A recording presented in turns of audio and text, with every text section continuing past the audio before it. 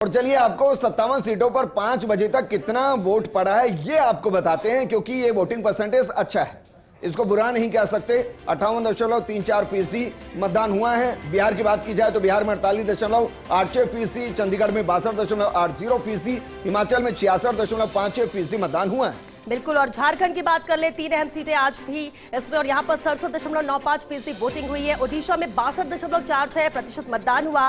पंजाब, जहाँ पर सभी 13 सीटों में एक साथ आज एक ही चरण में वोटिंग हुई है, 55.20% वोटिंग पंजाब में दर्ज की गई।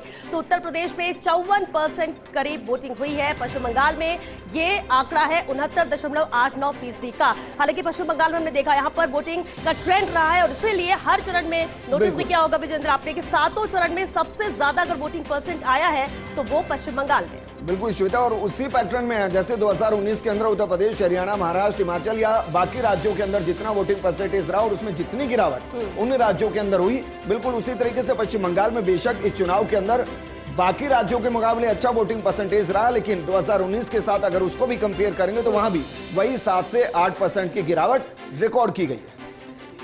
तो अब बेहद अहम इंतजार हालांकि एग्जिट पोल्स का है, लेकिन एक अहम सवाल है कि देश में अब की बार किसकी बनेगी सरकार। चुनाव नतीजों से पहले फर्स्ट इंडिया पर आप नतीजे देखेंगे। लोकसभा चुनाव का सबसे सटीक महा एग्जिट पोल थोड़ी ही देर में हम आपको दिखाएंगे। सबसे पहले महा एग्जिट पोल के लिए आप बने रहिएगा फर्स्ट इंडिया न्यूज के साथ, क्योंकि वोटिंग के पूरे 7 चरण हो, एक एक अहम तस्वीर हो या फिर अब एग्जिट पोल, सब पर नजर फर्स्ट इंडिया की है। नाम के मुताबिक फर्स्ट ही रहेगा विजय।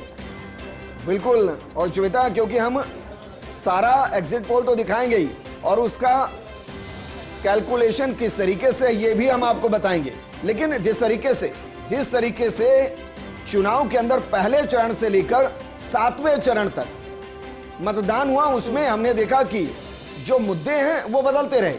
हर एक चरण के बाद मुद्दे बदलते चले गए और उन मुद्दों के इर्द गिर्द चुनाव होता चला।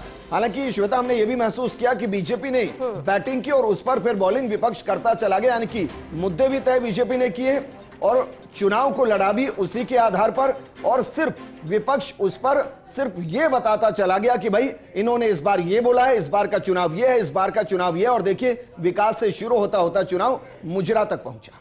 बिल्कुल। और ये अहम बात भी थी। देखिए, हम ये नहीं कह सकते इस बार के चुनाव इस मुद्दे पर ही लड़े, क्योंकि हर चरण के साथ स्ट्रैटेजी बदलती गई, मुद्दे बदलते गए और बयानबाजी में भी शब्दों का जिस तरह से इस्तेमाल हुआ वो भी हर चरण के साथ उसका स्तर कैसे गया वो भी हमने देखा। लेकिन अब क्योंकि राजनीति है, चुनाव है और चुनाव के दौरान तो सब कुछ ऐसे ही चलता है, आप किसी पे कितना भी करो। हालांकि इस दौरान चुनाव आयोग को भी हस्तक्षेप करना पड़ा। बीजेपी और कांग्रेस दोनों के अध्यक्षों को यहां पर कहा गया, हिदायत दी गई कि आप कंट्रोल में रखिए इन सभी को, कि इस तरह के शब्दों का प्रयोग ना करें, मर्यादा बनाकर रखें। लेकिन अहम यह हो जाता है कि जब ये 7 चरण संपन्न हो चुके हैं अब, तो एग्जिट पोल क्या कहेगा? क्या इन राज्यों में वापसी होगी?